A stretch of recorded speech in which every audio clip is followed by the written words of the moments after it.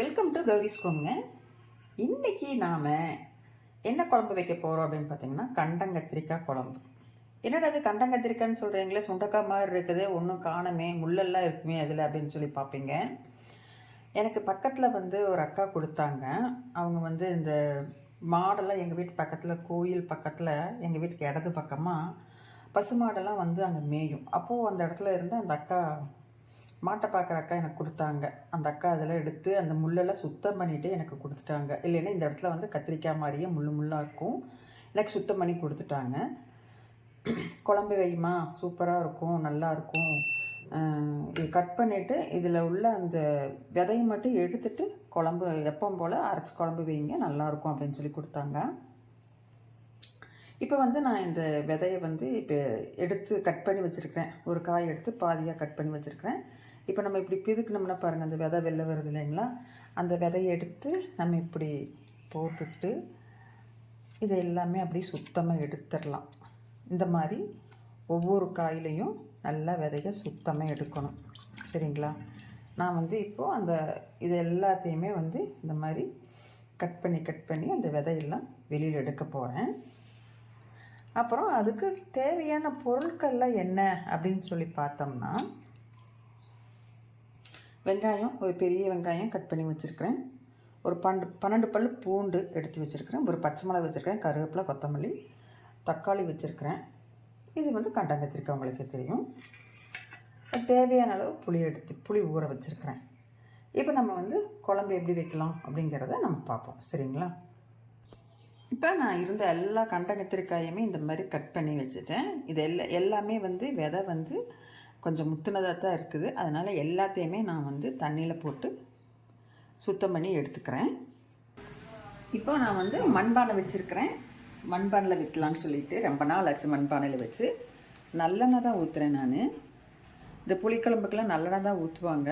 ஒவ்வொருத்தரும் கல்லெண்ணெய் யூஸ் பண்ணிக்குவாங்க, பிடிக்காதவங்க. நல்லெண்ணெய் ஊற்றிருக்கிறேன். காயட்டும். இப்போ எண்ணெய் காஞ்சாச்சு. அதில் கடுகு கொஞ்சம், கடுகு உளுந்தம்பருப்பு கொஞ்சம் காஞ்சிட்ருக்குது. லைட்டாக சத்தம் வருது, கடுகு வெடிக்கிறது. அப்புறம் சீரகம் கொஞ்சம், வெந்தயம் கொஞ்சம், சோம்பு கொஞ்சம். இப்போ இதில் கடுகு உளுந்தம்பருப்பு எல்லாம் வறுபட்டுச்சு, வெடிக்குது.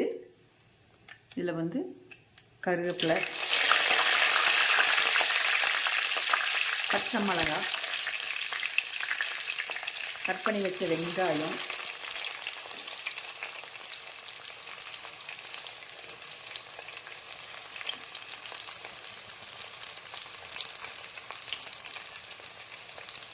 அடுத்து பூண்டு நான் கொஞ்சம் தட்டி வச்சுட்டேன். எனக்கு தட்டி போட்டால் பிடிக்கும். நீங்கள் முழுசாக கூட போட்டுக்கலாம்.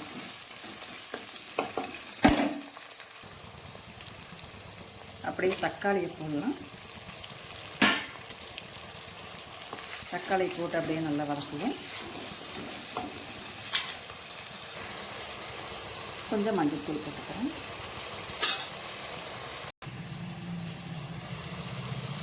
வெந்து வச்சுருக்குது தக்காளி ருஜெல்லாம். அதுக்குள்ளே நம்ம புளிக்கரைசல் கலைப்போம். புளி ஊற வச்சுருந்தேன் இல்லையா, அதை கரைக்கிறேன்.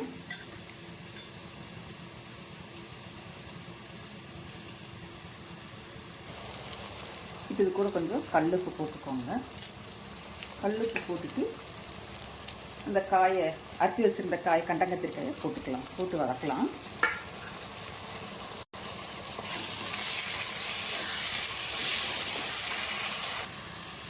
இது நான் அரைச்சி எங்கள் வீட்டு சாம்பார் பொடி, குழம்பு பொடி. இதில் நான் 4 ஸ்பூன் அதில் போடுறேன்.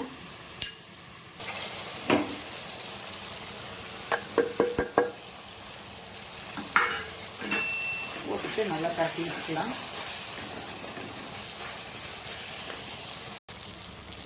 இப்போ இந்த புளிக்கரைசலை இதில் ஊற்றலாம். ஊற்றி நல்லா கிளறி விட்டு, கொஞ்சம் தண்ணி பத்தலைன்னா தண்ணி ஊற்றிக்கோங்க. உங்களுக்கு எந்த அளவுக்கு வேணுமோ அந்த அளவுக்கு தண்ணி ஊற்றிக்கோங்க. கொஞ்சம் தேங்காய் வேணாலும் அரைச்சி ஊற்றோன்னா கொஞ்சம் உங்களோட டேஸ்ட்டுக்காக அரைச்சி ஊற்றிக்கோங்க. இப்போ வந்து இதையே நம்ம மூடி வச்சு தண்ணி வேணால் தண்ணி ஊற்றிட்டு மூடி வச்சு வெந்ததுக்கப்புறம் பார்ப்போம். கண்டங்கத்திரிக்காய் குழம்பு ரெடி ஆகிடுச்சுங்க. எப்படி இருக்குதுன்னு பாருங்கள். செமையாக வந்திருக்கு. ஒரு 10 நிமிஷம் கூட வேகடிக்கல. நல்லா அதுக்குள்ளார காயெல்லாம் நல்லா சுருங்கி வெந்துருச்சு. நம்ம சாப்பாட்டுக்கு ஊற்றி சாப்பிட வேண்டும்.